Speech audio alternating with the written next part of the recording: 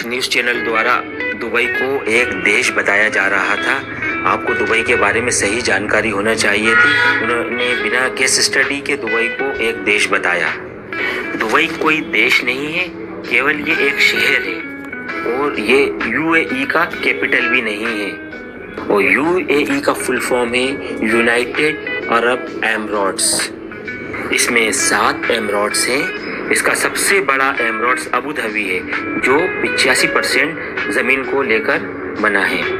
और दुबई जो है वो 4114 स्क्वायर किलोमीटर लैंड पार्सल है जो कि हमारे दिल्ली से भी छोटा है।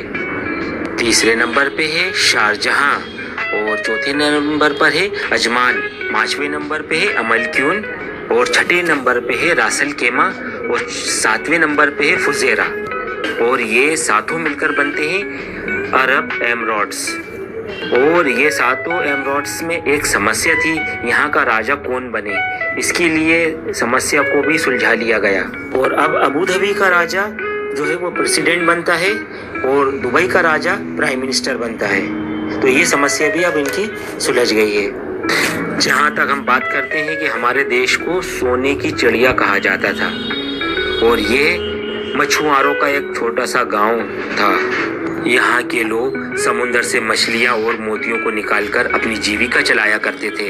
सबसे ख़ास बात यह है कि दुबई ने अपना इकोनॉमी एजेंडा बना रखा है जिसकी वजह से यहाँ पर इकोनॉमिक ग्रो कर रही है। और Dubai is one of the safest city of in the world कहा जाता है। Dubai in the fasting growing in the world. यहाँ के स्कूलों में एआई बच्चों के लिए मैंडेटरी कर दी गई है।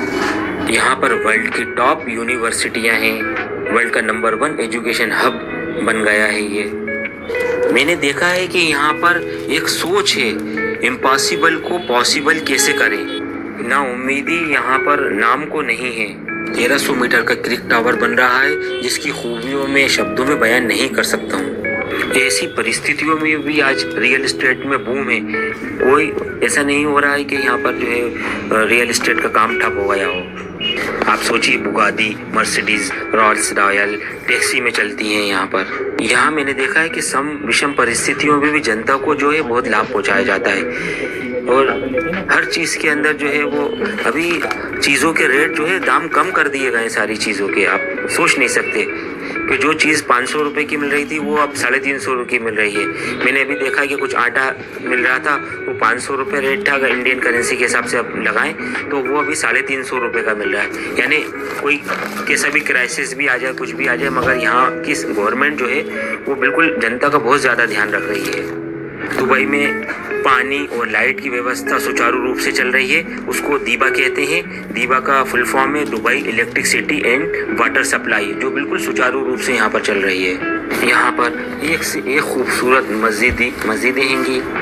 27 एकड़ यहाँ पर जो है वो मंदिर को जगह दी गई है जिसमें भव्य मंदिर बना हुआ है जो कि अबू धाबी में है। दुबई में भी 2 भव्य मंदिर हैं जो कि निहायत खूबसूरत हैं। यहाँ पर रोज़ होटल रेस्टोरेंट में खाना पानी की वस्तुओं को चेक किया जाता है। अगर गलत पाया जाता है तो तुरंत कार्रवाई होती है, फ़ाइन होता है। सभी चीज़ों की क्वालिटी चेक की जाती है और हर चीज़ एक ग्रेड की होती है। लग्जरी आइटम्स अगर आप कोई भी ख़रीदती है तो उसमें 0% टैक्स लगता है आपका। यहाँ के फुटपाथ भी जो है वो एयर कंडीशन है।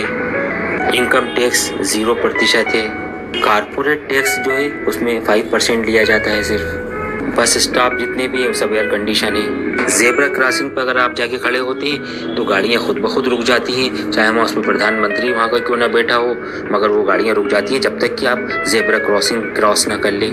आपको वहाँ पर चेहरे से और आपकी चाल ढाल से आइडेंटिफाई कर लिया जाता है।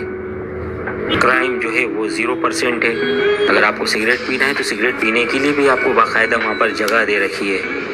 अगर आप फुटपाथ की जगह रोड पर चलते हैं तो आपको फ़ाइन देना होगा। जेब्रा क्रॉसिंग से अगर आपने रोड क्रॉस नहीं किया और किसी दूसरी जगह से किया तो आपको फ़ाइन देना होगा। कहीं पर भी आपने थूक दिया गलत जगह पर तो आपको तुरंत फ़ाइन देना होगा। तेज़ आवाज़ में झगड़ा किया आपने तो आपको फ़ाइन देना होगा। अगर आपने गलत माल बेचा किसी को तो आपका फ़ाइन लगेगा। दूसरी बार अगर यही करते हुए पकड़ाते हैं तो लाइसेंस आपका कैंसिल कर दिया जाएगा।